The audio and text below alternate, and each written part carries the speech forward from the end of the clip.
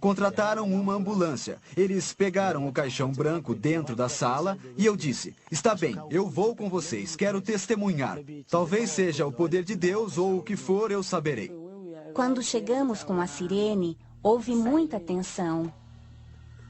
O pessoal da segurança queria uma autorização do governo local ou do governo federal que estava com Bonk. Achavam que éramos pessoas ruins, queriam matar Bonk, como na outra vez. Me empurraram para todo lado. Resisti aos empurrões e àquela tortura. Me insultaram e xingaram de tudo que foi nome, mas cederam na hora em que disse que ele estava morto, que era um homem de Deus, que as pessoas não deviam me matar, que ele havia sofrido um acidente e morrera, e que deviam nos deixar levá-lo para dentro para que Bonk pudesse orar por ele, e que eu acreditava que ele iria voltar à vida. Os seguranças não deixaram que entrassem no local, achando que podiam ter uma bomba no caixão. O cortejo foi conduzido para um local atrás da igreja. Daniel foi retirado do caixão e colocado sobre uma mesa. As pessoas começaram a orar por ele, pedindo a ressurreição.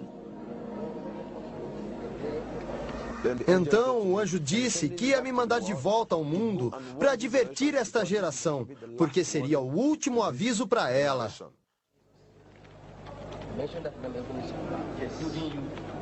Com as orações, o coração dele começou a bater.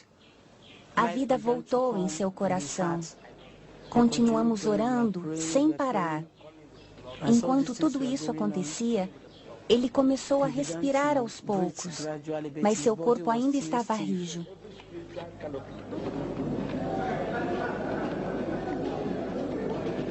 Eu me vi sendo segurado por muitas pessoas. Eu estava despido, só estava de calças. Tiraram a minha veste. Eu vi uma multidão, mais de 20.000 pessoas. Olhei para a esquerda e para a direita. As pessoas gritavam, choravam, algumas louvavam a Deus. Então eu olhei à minha volta, não consegui entender o que estava acontecendo, porque para mim eu estava caindo e quando abri meus olhos, vi todas as mãos me segurando. As pessoas que estavam lá disseram que eu dei um pulo. Lá está o caixão. Faz 3 dias que ele está aqui na funerária. É mesmo, 3 dias aqui neste caixão. Não dá para acreditar. Uma coisa dessas. Eu vi a grande catedral. Era muito grande. Olhei em todas as direções e havia muita gente. Algumas gritavam, outras diziam caixão, outras diziam funerária, outras 3 dias. Eu não entendi o que estava acontecendo, porque para mim não havia se passado mais que 15 minutos. Por isso, não entendia por que estavam dizendo 3 dias. Para mim, não houve dia nem noite. Houve apenas aquele momento em que eu vivi.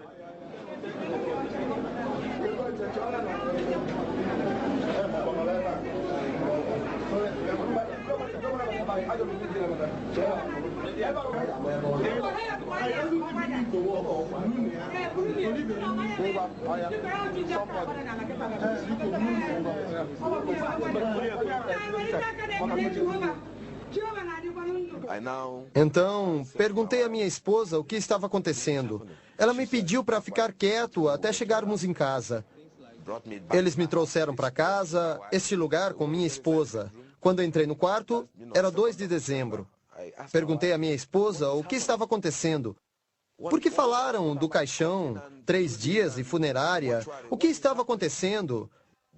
Então, minha esposa começou a olhar o meu corpo e onde haviam injetado as drogas. Ela então me perguntou se eu sabia que eu morri. E este é o atestado de óbito. E quando eu saí da ambulância, eles foram ao hospital, onde o médico confirmou que eu havia morrido e que haviam usado o equipamento para verificar, como podem ver, verificaram o batimento cardíaco, tudo, pupilas. E de acordo com o médico, e após verificar tudo, ele confirmou que eu estava totalmente morto. Ele entregou a eles o atestado para que me levassem. Aqui diz, levar para a funerária. Relatos como esse causaram um enorme impacto no mundo, repercutindo entre os profissionais das áreas médica e científica. No passado, tais eventos eram vistos como alucinações, causados por hormônios produzidos pelo corpo durante um trauma. Mas os especialistas não estão tão convencidos. As alucinações costumam ser experiências bastante desordenadas e não se comparam às ações organizadas e estruturadas que se tem na experiência de quase morte. No meu site da internet, faço a seguinte pergunta: sua experiência foi irreal de alguma forma? E fiz recentemente um estudo sobre isso. Os que viveram experiências de quase morte são enfáticos quando perguntamos diretamente: sua experiência foi real de alguma forma? E a resposta é um sonoro não. Nem chega perto de um sonho. Os sonhos saltam um pouco. Não costumam ter ordem nem estrutura. Com frequência, ele termina sem chegar a uma conclusão lógica na sequência dos eventos. Isso não acontece na experiência de quase morte.